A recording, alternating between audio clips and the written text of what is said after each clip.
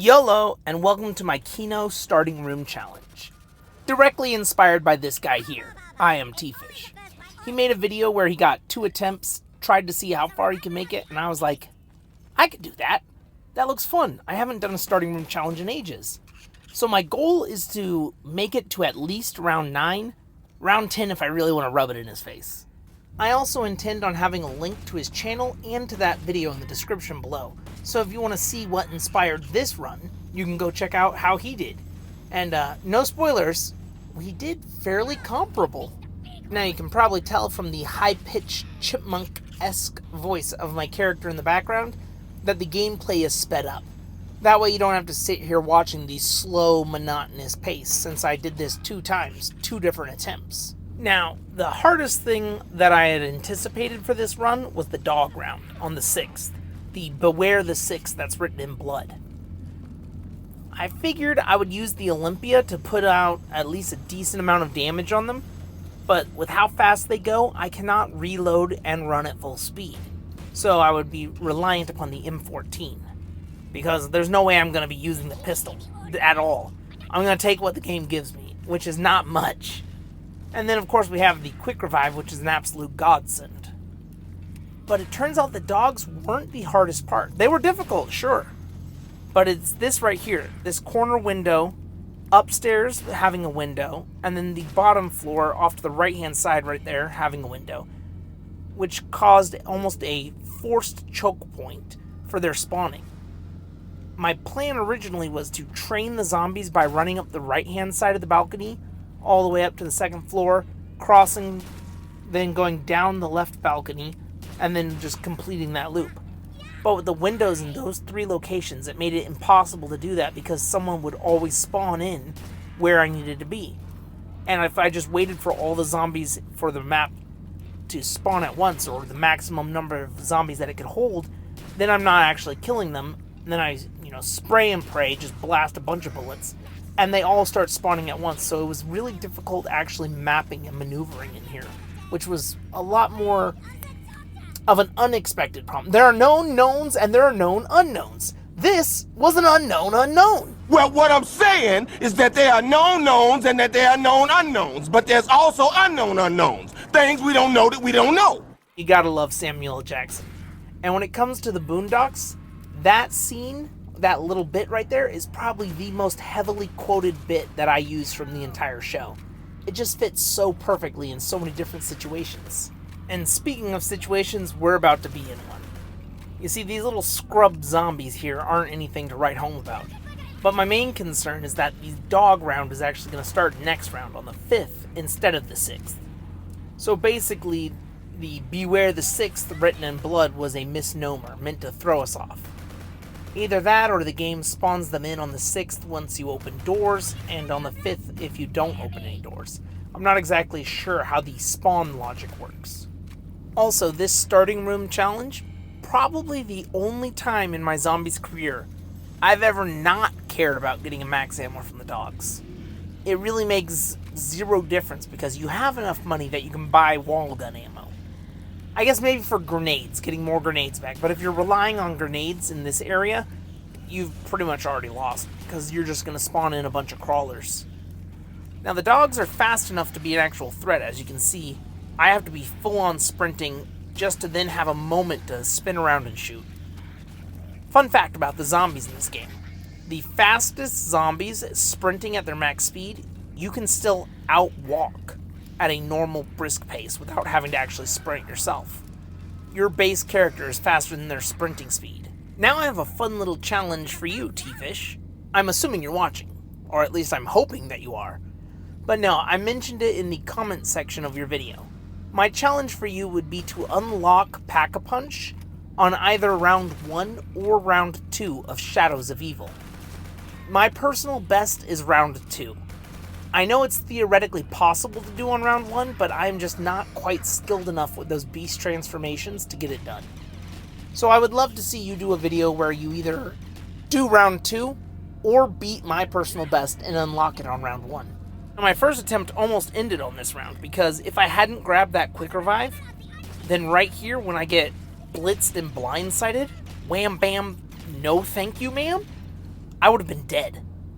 But it does allow me to use the Mustang and Sally to obliterate the zombies nearby, which got me thinking. The Mustang and Sally, which are only available to you in this challenge when you go down, having those super explosive shots might be the strategy for making it past the 9th round. You could almost gather up an entire horde, purposefully go down, and then Mustang and Sally mag dump all over them. Now here's a little fun fact about Call of Duty Zombies. It originally started as a side project or a passion project from some of the guys at Treyarch, back when they were working on World at War. During their downtime or after hours, they would work on this side minigame until it got big enough that their boss checked it out, played it, and enjoyed it enough to add it to the actual game. And then from there, we've got dozens of maps, overarching storylines, which, to be honest, the storyline and the canon lore confounds me. But there are hour-plus long, 2-hour-plus long videos on YouTube breaking it down, so there's enough content there that they have decent lore and story. But all of that from just a little side passion project that a couple guys did. You never know what side hustle will end up blowing up. Now, when it comes to COD Zombies, there are two things I wish we had. The first being a standalone COD Zombies game. Similar to how Black Ops 3 took all the maps from the previous ones and updated them slightly, allowing you to still play them and replay them without having to swap between Black Ops 1, 2, or 3.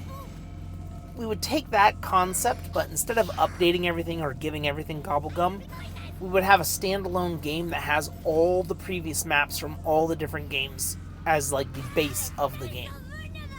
Or at least the base free versions that come with it, and then the others could be DLCs in it, which it would kind of suck to have to buy it twice, but to have a standalone game that has all the zombies maps, all the different modes, so you could play the Black Ops 1 maps, or you could play the Black Ops 2 maps the way they were originally made, in their own features, instead of having updated gobblegums or mechanics.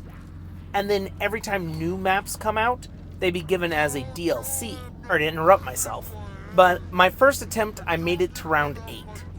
But yes, I would love to see that as a feature or mechanic, a standalone game that gets continuous updates as new maps come, but allowing you to play each map the way they were originally created without having to remake the maps altogether like they did with 3.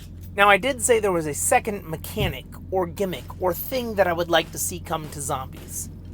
And that would be to steal or plagiarize the idea of the Forge mechanic from the Halo games, where you build your own custom maps, into Zombies. I think it would be fun to build your own Zombies maps. Now, you couldn't really, make intricate Easter eggs, but choosing where the windows go, choosing where the traps would be, how much they would be, where the boxes could spawn, where you spawn, things like that, I think would be fantastic. Plus, they could even make money off of it, being like, oh, well, you could buy different texture packs for your custom games. You could buy an ice pack or a swamp pack or whatever it may be. The new stuff that comes in. Then you could also make custom games where you choose what zombies spawn in. Regular zombies, or are we talking little mini bosses, Margwalls, those Nova crawlers, which I hate. There are so many options. It basically would be like what PC players have, but for console players. And not quite as far as what PC players have, because when it comes to modding, the modding community can do almost anything. But this is like a baby step. It meets in the middle. It allows console players to have a taste of freedom without going full on just nuking their own systems, overheating by putting in 1,000 different things. It gives them a controlled environment to unleash their creative freedom. That is the mechanic, a Zombies Forge, that I would love to see come to Zombies. Especially since I'm one of those guys who doesn't really have a favorite Zombies game.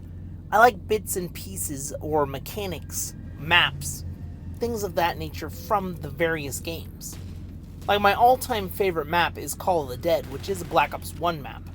But I have way more time put into Black Ops 2 Zombies and their game mechanics than I do Black Ops 1. And I only recently got into Black Ops 3 because back in the day, back when I was poverty maxing, I couldn't afford to get Black Ops 3 and unlock all the stuff. I had the base game, which was, I think, only Shadows of Evil.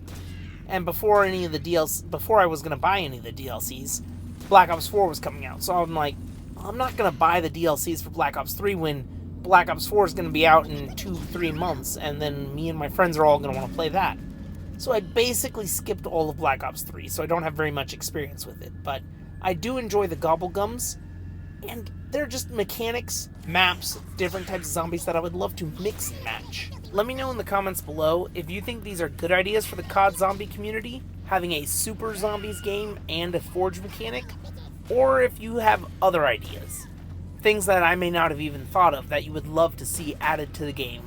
Or maybe there's just a thing that has been added in recent games that you absolutely hate and wish was taken out. I think it was Black Ops 6. Yeah, I've got Black Ops 6 for my buddy. We tried it out, and the way they did the point system there sucked. You only got the points after you killed the zombies, so you can't shoot them like on round 1, shoot them 5 times and then knife them to maximize the amount of points you get. Which is something that my friends and I really enjoy, is economy maxing. Trying to squeeze every single point out of that you can possibly get early game. Also, let me know in the comments below what your favorite map for zombies is, and which game you prefer the most. Like I had said, I don't really have a specific favorite zombies game, but Call of the Dead is definitely my favorite map. Beautiful design. I love how it goes from light to dark with the storm rolling in and out, the icy cold vibe, even being able to get frozen in some places, which is annoying, but also kind of cool. The Easter egg is something that's far above my pay grade, but having George A. Romero, the father of modern day zombies, as a nigh-on unkillable boss. He's technically killable, but he'll respawn. But a nigh-on unkillable boss solidifies it as one of my favorite all-time maps. Now, on top of that, the zip lines are pretty fun. The traps are, they're okay, I guess. They're not really that great. I think the fleeing trap is the only real trap, and then maybe the lightning one. So it doesn't have a whole lot of environmental traps that you can interact with. But all in all, phenomenal map. Also, they had an all-star cast and crew when it came to the 4 characters you could play. Or at least 3 of them. You had Buffy the Vampire Slayer, Machete, and Freddy Krueger. Well, technically he's not Freddy Krueger in here, but he's Freddy Krueger. And then there's the 4th guy, who I never remember that guy anyway, but so he doesn't matter. But yeah, great cast and crew. You have George A. Romero, beautiful map design, and my ultimate favorite zombies memory is on that map, which is story time. Back in the day, I learned that it was possible to kill George, but I had never done it.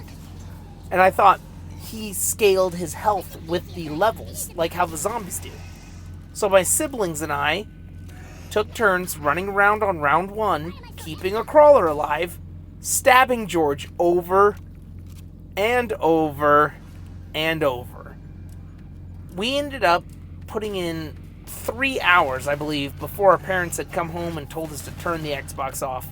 And in those 3 hours, we were still on round 1, still stabbing the guy. We did not realize that he got 250,000 hit points per player. And we had 3 controllers at that time, so we had 3 players. He had 750,000 hit points, and I believe each knife did either 10 points or 100 points worth of damage, something like that. Now, as you can see, I just went down. It's round 9, and that's the mistake that cost me the run. I ran up to the machine, I went to buy it, and I ended up hitting reload by mistake. But I remember running up to the machine, so I thought I had Quick Revive on me right now. But by the time I end up realizing I don't have Quick Revive, it's too late to buy it. I'm already getting swarmed by them as they are coming so fast. It was, I think, right about here. Right here is when I realized I don't have Quick Revive. So I tried running around, and then I got killed. I was trying to dodge them, go around the top of the balcony, circle back around, and buy it. But alas, no such luck. So I ended up tapping out at round 9 on my second attempt, tying with Tfish. Spoilers, if you go watch his video, we got the exact same score, round 9. Thank you guys for watching. Don't forget to like, comment, and subscribe, and I'll catch you on the flip side.